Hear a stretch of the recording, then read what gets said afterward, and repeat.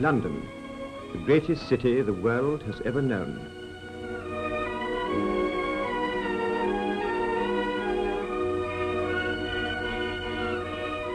A great metropolis and a great port, a centre of learning, law and culture, and a meeting place of a commonwealth of nations.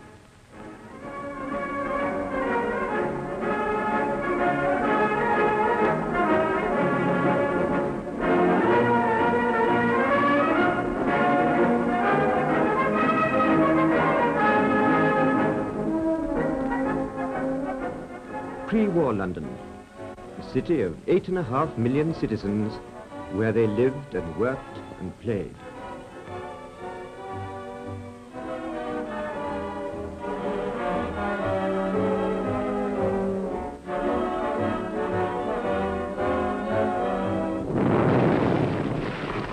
Then war, total war, came to London.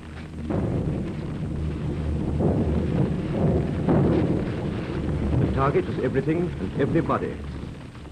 But as they set about the job of clearing up the wreckage, the people of London began to see their city with new eyes, and they began asking themselves questions. Well, was the old London all that it should have been? Must we always have slums, and an East End and a West End? 3 people killed in the streets every day. Parks and gardens in some parts. And in other parts, only the streets for us kids to play in. Perhaps we've taken it all for granted too long, and here is our chance to do something about it. Yes, and we were thinking that at the London County Council, too. Like you, we saw beyond all the suffering and destruction a great opportunity to build a new London, a better, finer, more spacious city than the old. It's our job to carry out the wishes of London's people. And so, in 1941, we asked our architects to prepare a plan that would bring a new order and dignity to the whole of the County of London. But first of all, we had to find out everything about this great city we were planning to rebuild. Everything about its history and its geography, its people, and the way they live. We had to find out how much of it had been totally destroyed and how much of it was in such a bad state that it would have to be rebuilt anyway. And that didn't just mean the bombed buildings, but all those condemned and obsolete houses that we had begun to get rid of in the years before the war. Then we had to learn what the people were thinking, what they felt should be done about it all, and what they wanted. We had to know what sort of homes they lived in, and how and where they spent their leisure hours. And then we had to find out all about London's traffic. We needed to know how many trams, motor cars, lorries, and buses passed through the streets, and at what times, and how long it took people to get to and from their work every day, and where they worked, and under what sort of conditions. And we had to know all about the state of the people's health, what the mortality rate was, and how many new Londoners were being born in the county year by year. In fact, everything that affected the lives of Londoners, past, present, and future, had to be taken into consideration in our plans. We'd like Londoners to see more of the river than they do at present. It's nearly all shut in by commerce and industry, and so on. Well, there's very good reason for that, you know. The Thames is our chief artery of overseas trade. Oh, we realise that, of course. No doubt some tie-in that could be done, and more access given to the riverfront. But in the view of the Port of London Authority, trade considerations must come first. We'd like to have the views of the water board as soon as possible. As a matter of fact, our report's on its way to you today. I don't think there are any serious difficulties. 1 or 2 minor points. There's the question of booster pumps for those high buildings and flats. That would have to be the owner's responsibility. County Hall want figures and details of street accidents and traffic density in London, sir. They want it for the plan they are getting out. Yes, that's right. I've had several talks with them already about it. This is a great opportunity to improve traffic conditions, and we must give them all the help we can. Speaking on behalf of the factory owners of this district, we should welcome any scheme that would enable our employees to live closer to their work. But at the same time, view with alarm any attempt to interfere with our rights to develop our... How does all this fit in with your council's ideas for rebuilding the borough? Well, naturally it raises the old question of whether it's to be houses or flats. But apart from that, it does look as if it'll give us the elbow room we've been wanting for years. It wasn't until all this information had been collected and the results tabulated and put into records that we could begin to see the broad outlines of the task before us, and our architects could get to work on their first designs for the new London.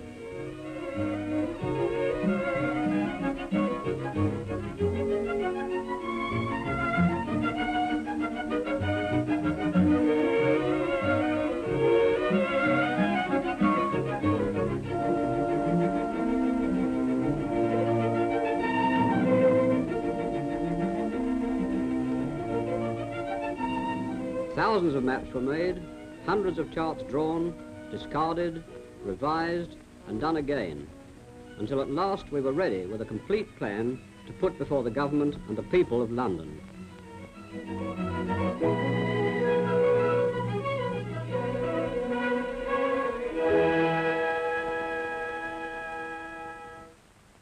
This work was under the direction of Mr. J.H. Forshaw, architect to the London County Council, and Sir Patrick Abercrombie of University College, the world-famous British authority on town planning, who is planning advisor also to Plymouth, Hull, Bath, and many other regional and urban authorities. Here in this book is a plan for the County of London. It isn't a hard and fast blueprint. Our plan is an idea, a plan for something that is living, something that is growing. Yes, it's rather like the way you plan a garden. You've got to give the plants air and sunshine, and then also you've got to give them shelter from wet and cold, and they've got to have room to grow. And I tell you what, there mustn't be any overcrowding. There must be change, always change, as one season or one generation follows another. The city exists because men have realized that by living together, they can enjoy many advantages. And it was this idea, the idea of people living in communities, that has formed the basis of our plans. London, of course, used to be a collection of scattered village communities. Only 200 years ago, the central core was quite small. Round it were the villages, each living its own community life, and each surrounded by open country. But as London grew, the villages grew also, and spread closer and closer together until they joined up in one huge and tidy sprawl, which is London as we know it today. You see, the trouble is that London grew up without any plan or order.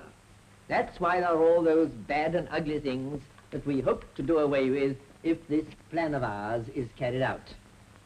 Yes, when you come to look at London, it's an amazing mixture of good and bad, of beautiful and ugly. It's a mixture, all right. Mile upon mile without an open space, where houses and factories, pubs, schools and churches are all jumbled up together in a hopeless confusion. And then in other parts, fine spacious parks and public gardens.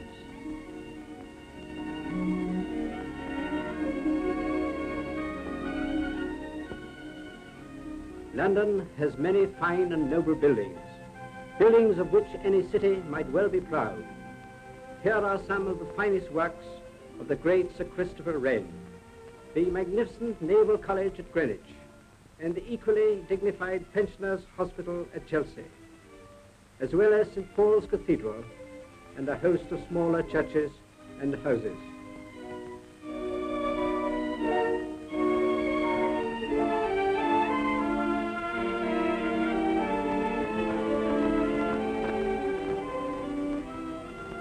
But look again, and you will see mean, hideous slums of which any city ought to be ashamed.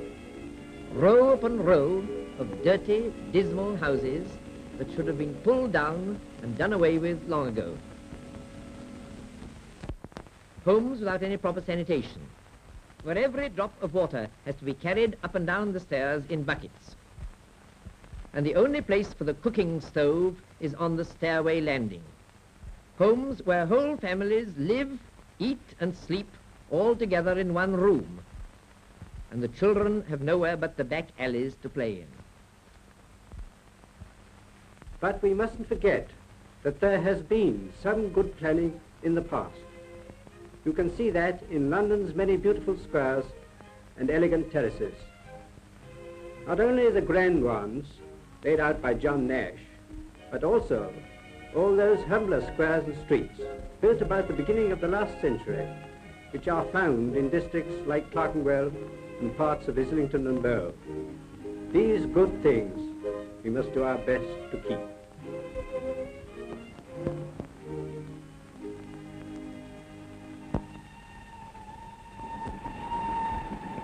But what about all those homes in the shadow of railway viaducts, where the people can't rest or sleep for the smoke and the din? And those blocks of offices and flats built right alongside factories, without air or sunlight or room to breathe. All these bad things must go, and the sooner the better. Some of them were beginning to go, of course, even before the war. But what was being done then was scattered and piecemeal. And this time, we've got to tackle the problem in an altogether bigger way.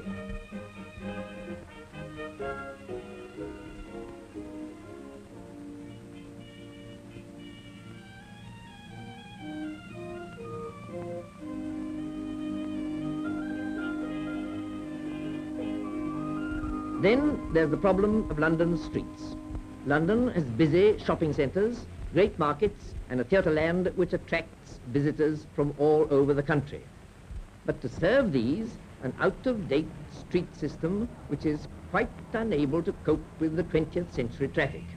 So there are endless hold-ups and many valuable hours wasted every day in trying to get from one part of the city to another. London has a great asset in the Thames, a noble river, bordered in some places by fine embankments, which open up with wide vistas for the enjoyment of the people. But for most of its length, it is shut off behind tall warehouses, factories and wharfs. Now, if these were to be regrouped and arranged more compactly, whole new stretches of the riverfront could be opened to the public.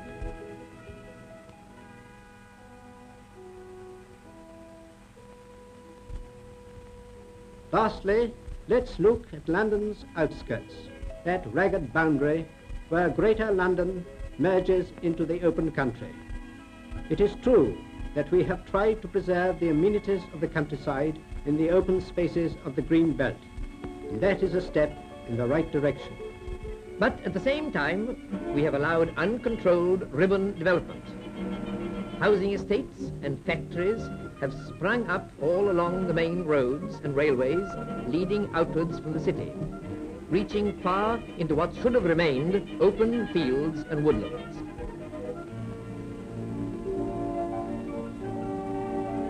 But in spite of all the muddle and confusion, the lack of order or design, one very important thing we discovered when we made our survey, and that is the spirit of the old village communities has somehow survived. Yes, I don't think there's any doubt about that. The old local loyalties are still there. It's that loyalty and neighborliness which holds a group of people together because they have the same interests and pleasures, and because they share their troubles and their triumphs. Yes, the spirit of the communities is still there. The trouble is their boundaries have got blurred and lost in London's untidy sprawl. It seemed to us that a solution of the problem lay in the replanning of these communities, keeping what was good and replacing what was bad. It's a pretty gigantic scheme affecting the future of the whole of London. But big problems call for big solutions, and there are parts of London where rebuilding can start right away. As soon as labor and materials are available, we must be ready to make a start.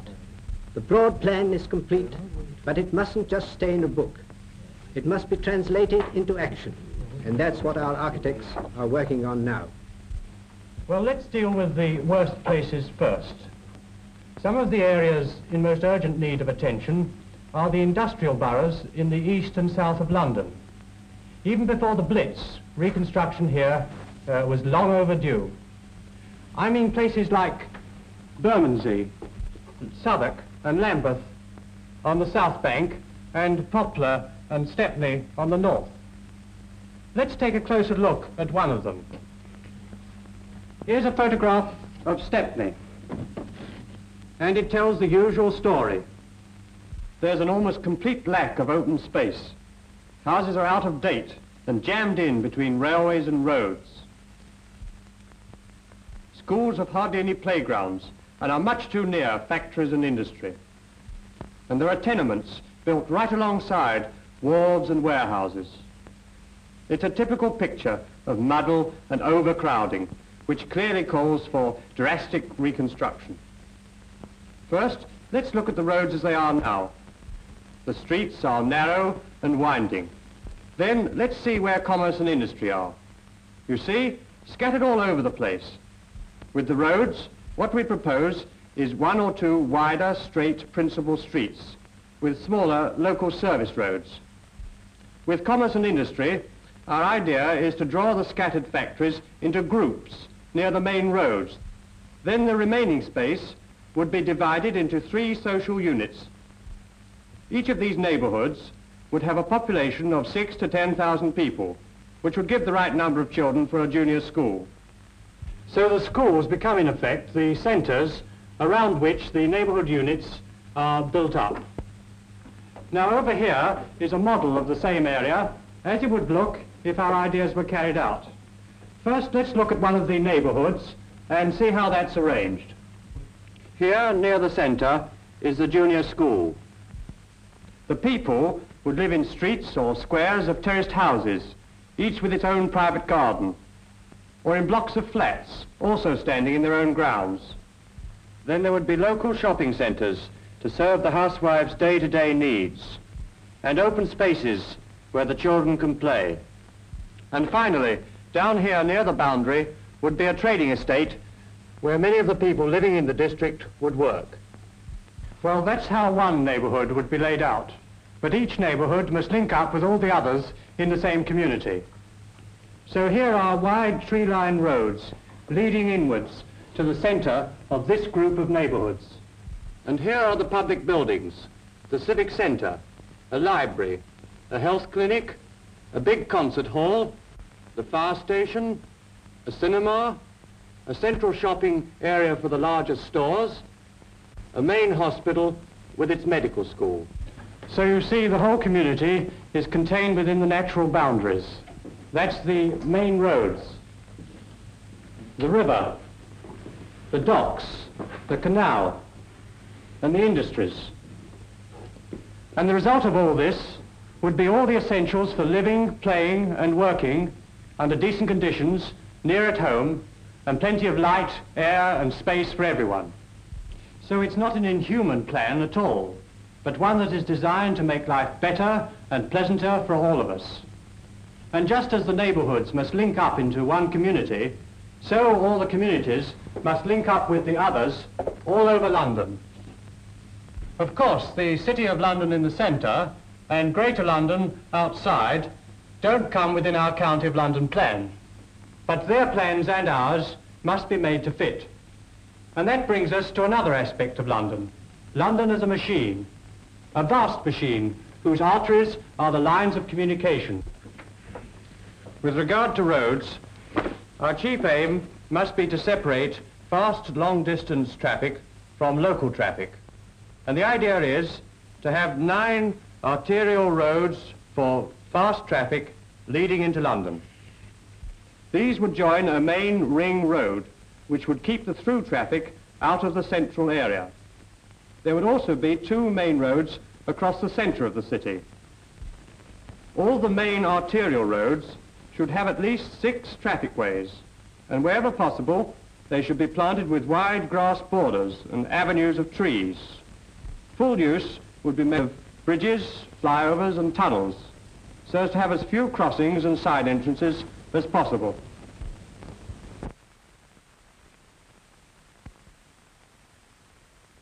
But when we came to examine the railways, we found the position complicated by the fact that they have been developed by 10 or more competing companies, all trying to reach the centre quickly. Most of the main stations are out of date, and some are very badly placed. And the miles of viaducts occupy many acres of valuable ground, as well as having a most depressing effect on the streets around. If all the trains coming into London were electrified and taken underground as they approach the central area, land would be freed for other uses, and a lot of noise and smoke would disappear. And so would some of the unsightly bridges which at present mar the river scene. In fact, it's pretty clear that a general tidying up of the present rail system is needed. All this is part of London the machine. But there is another and an important aspect of London's life. London the metropolis, the capital city. Most of you will know that part of the river which stretches between Westminster and the city. On the north bank, there are government buildings, large office blocks, and a fine embankment with trees and gardens. But on the south bank, there is a confusion of warehouses, slums, and derelict streets. And the mess is even worse since the Blitz. Here is a splendid opportunity to improve London by creating a new riverfront worthy of its position in the heart of the capital. But we mustn't forget that this plan is at present only something on paper, drawn up for the London County Council. Is it going to be made a reality? Will London be recreated on modern lines worthy of her long history? Here is Lord Latham, the leader of the London County Council, to say something about that. Well, that's the plan the architects have drawn up for the London of the future. Your London. This is perhaps the greatest challenge to her pride, her courage, her vitality that London has ever had. And what we want to know now is, what do you, the people of London, think about it? Will this mean that some of us have got to move, then? Yes, I'm afraid some of you will have to move. You see, we must reduce the number of people and industries in the congested areas if everyone is to be decently housed, with plenty of open space for rest and play. Cole, just think of having proper playing fields for all the kids. Seems like a dream to me. That is why we want you to think about this plan, to talk it over among yourselves, and then to let us have your ideas about it. It sounds fine, but who's going to pay for it all? I should think it would cost millions and millions. Yes, it will certainly cost a great deal of money, but not more than unplanned building, and a lot less than war. In a way, you know, this is London's war, against decay and dirt and inefficiency. And in the long run, plans such as this is the cheapest way to fight those enemies. What a grand opportunity it is. If we miss this chance to rebuild London, we shall have missed one of the great moments of history. We shall have shown ourselves unworthy of our victory. So let's start now to rebuild London, where everyone can live a full, happy, and a healthy life. A London her citizens can be proud of.